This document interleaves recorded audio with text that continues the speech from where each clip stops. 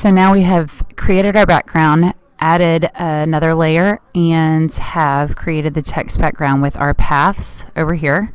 So we are going to go ahead and import our layers with our pictures that we want. So the very first thing that I'm going to do is find the first picture that I want to import. And I am just going to use something off of this hard drive. Let's see. All right, let's say that I want to add these girls right here to my picture. I'm just going to open this in a different tab, and I'm going to go ahead and select my lasso tool, change my feather to an 80. So make sure that this right here is changed to an 80. And then I'm going to go ahead and highlight just around these girls. It might not be an exact line, but the fact that you're feathering it allows for some error right there, which is fine. So I'm going to end where I started and let go. So I'm going to use my shortcut. Instead of going to edit, copy, and edit, paste, I'm just going to use Control-C and Control-V. That creates a layer over here that I'm going to drag to my hand.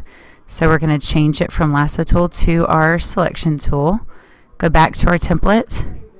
I'm just going to cascade this new picture down and then click on the picture so that I can drag that layer over to my hands. Now if you'll notice one thing, the picture is really large, which I'll show you how to fix that in a minute. I forgot a step. So to fix that right now, we're going to go to Edit, Free Transform, or Control-T and make those adjustments. And then just put that picture anywhere over here on the hand. Just anywhere, just like that. I can move them sideways, I can flip them upside down, whatever I want to do. I'm going to go ahead and do this and just make them a little bit smaller so that I can fit more onto my hand.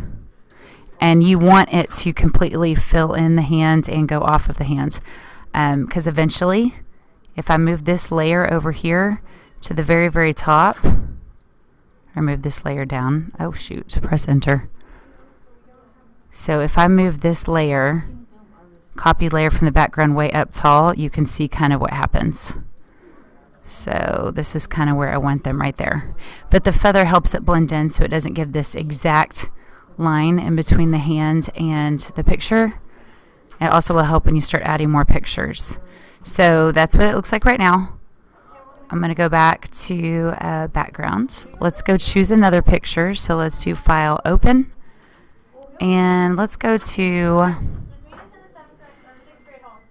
and show slides. So let's say that I just do these volleyballs.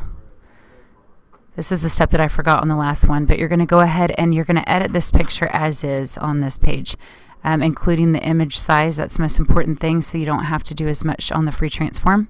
I'm going to go to image size. Right now that picture stands at a 15 by 10, which is way larger than our picture, our template of the hand. So I'm just going to change that, just guesstimate. There is no right or wrong answer here, but change it to something smaller so that I don't have to do so much editing on the size when I drag it over. I'm going to leave my resolution at a 300 and press OK. It's really, really small. The shortcut for that is Control-0 will fit to screen. Otherwise you can go View and Fit on Screen. So I think this one's already edited, but this is where you would go to your levels and change all of your levels and do anything that you wanted to do. And now we're going to go ahead and select a portion of that picture to drag over to our hand. So I'm going to go to my lasso tool. My feather is at 80, and I'm just going to go around this ball and just kind of just like that. Close enough. So Control-C, Control-V are our shortcuts for copy and paste. So Control-C copies it, Control-V, paste a new layer over here that you see. Change your lasso tool back to that little hand tool or the select tool. Go to your template, cascade that volleyball picture down, and then just click and drag. All right, I'm going to put this up. All right, so here's the picture. If you want that volleyball on top of those girls or anywhere, you just change your layers. So if I wanted that volleyball to cover up Madison's head and Elliot's head, I would just drag that up. But I don't want it that way, so I'm going to drag it down and let them switch. So I'm on the volleyball layer. So something that you can do, and remember, free transform edit. Free transform allows you to change the size and rotate it and move it around, and press enter after that's done. Something to consider here, if you right click over here in a layer, so let's say that I want to do something with, let's see, which one is that? That's the volleyball layer. Right click, and if you go to blending options, that gives you a screen that looks like this, and you just choose, do I want to bevel it? Do I want to add a satin overlay? Do I want to add a color overlay? Anything that you want to do. It also lets you change the opacity and just decrease it and increase it. This is going to come in handy when you want to blend things more often. So I'm going to put it probably about right there and press OK. So you keep doing this until your complete hand is filled up. All right. I forgot that I completely covered up my, there we go. I just moved up my text above that blind layer. So after your whole hand is covered up, you're going to end up taking away this background layer right here, and it's going to look like this. And so these little boxes mean it's a transparent background, so all it's going to show are these pictures in here with all your letters. So technically you're not going to see any portion of your real hand. It was just there as a guide.